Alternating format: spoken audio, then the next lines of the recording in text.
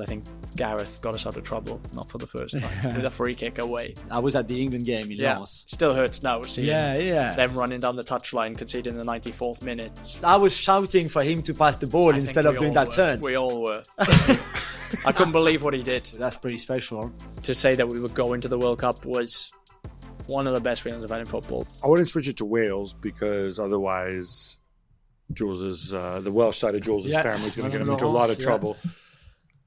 I mean, I think in terms of achievement, you were part of the most successful Welsh side ever, although it really is apples and oranges because, 1958, John Charles, whatever, like it's just a different setup. But when you went on that run at the Euros, you talk about belief.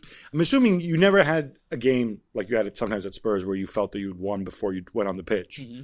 Because it was different. You knew what, But can you just talk a bit about the start when you qualified? Because it has been so long. So exactly. Okay, we knew we had a good team.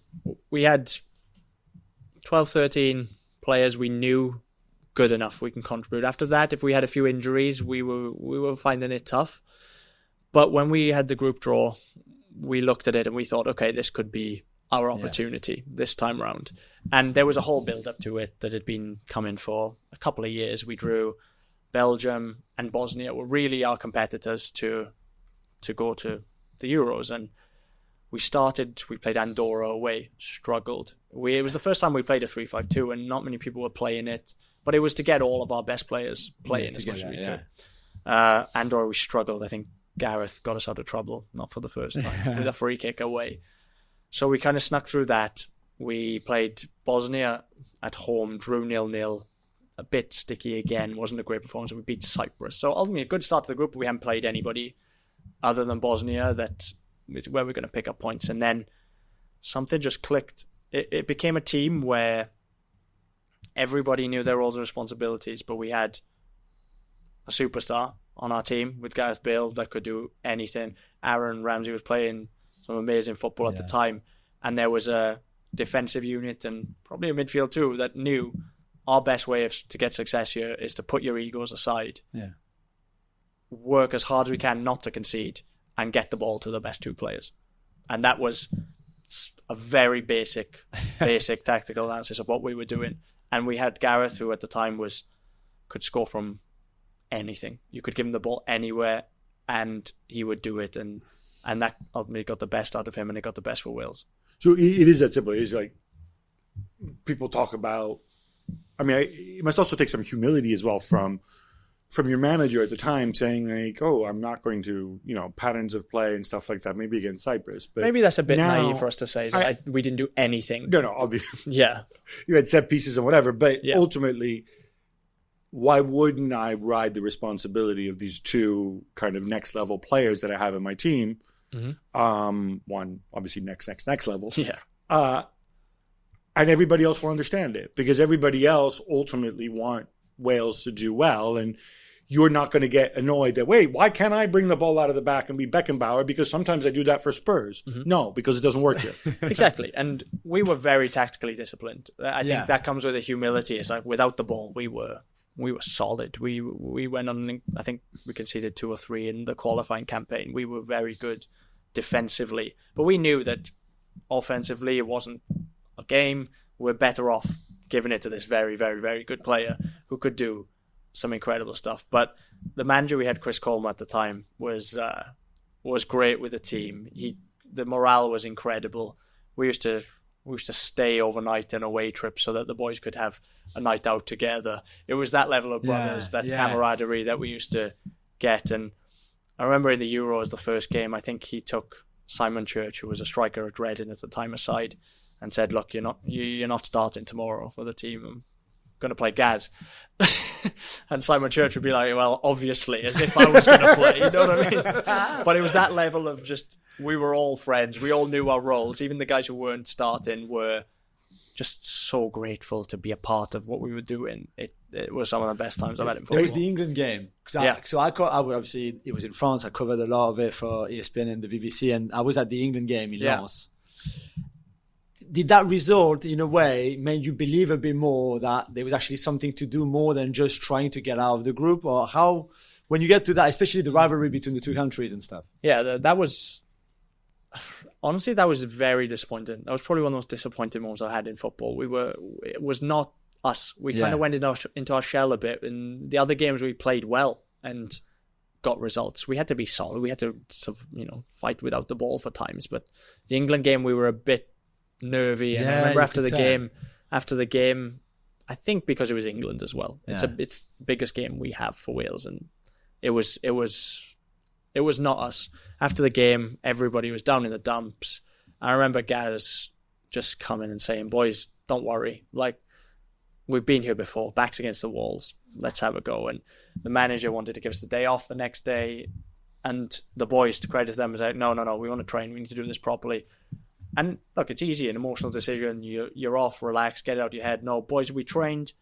We went to a little restaurant by the seaside as a team. We all had like burger and fries, relaxed by the coast. And we were like, we're actually not in a bad place. We need to go against Russia in the next game, win, and we go through.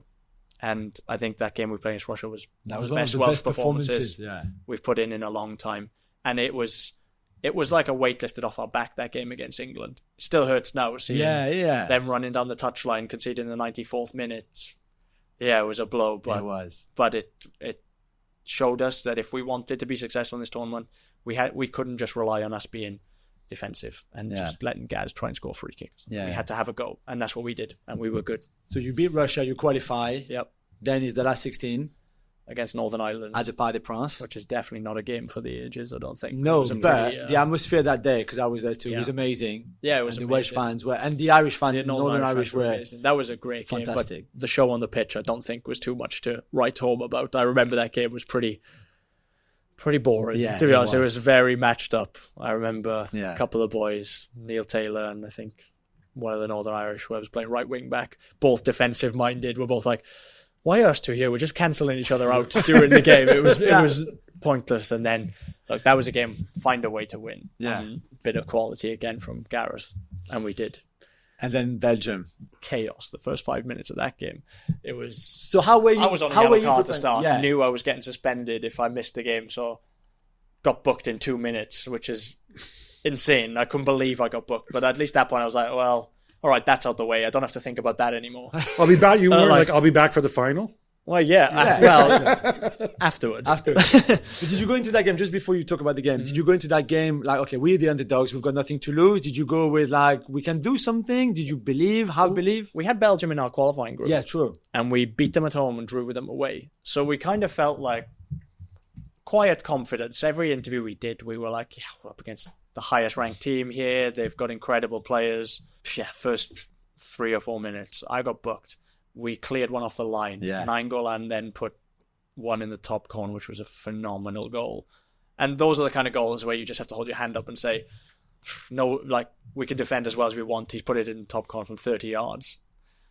What can you do? And from then on, we played some phenomenal football. I've watched that game back a few times. Have you? And we were good. We played good football. It wasn't like a smash and grab that we got our goals. We created chances. We played well. We got up the park. It was a good performance. And the last 10 minutes were a little bit crazy, but it was incredible. I mean, the Al Robson Kanu goal, which is a lovely guy, but he would never ever score. I don't even know how, because I was shouting for him to pass the ball instead of doing that turn. We all were. I couldn't believe what he did. I could not believe what he did, but it was insane. And looking back, we all thought that after the game, I remember talking with the guys, we thought that goal was 70, 80 minutes into the game. It was like 56 or something like this. There was still a lot to go, but we scored and we were like, oh my God, we're ahead, we've won.